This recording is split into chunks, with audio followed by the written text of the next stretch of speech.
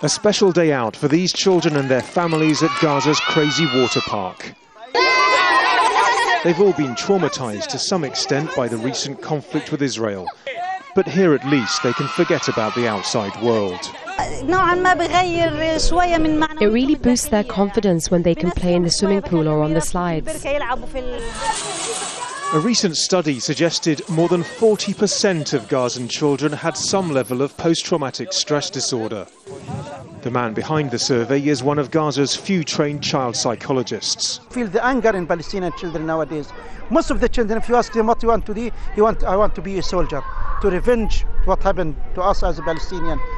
We have to normalize our Palestinian children. Normalization means children have to live like other children, and this is part of it.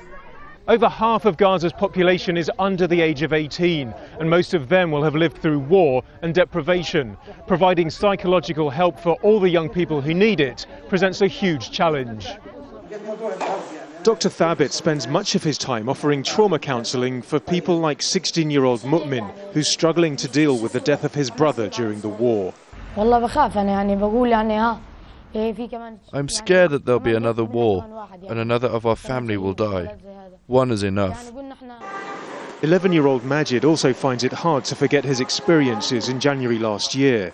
2 Israeli soldiers were convicted of using him as a human shield in this basement, making him check for explosives.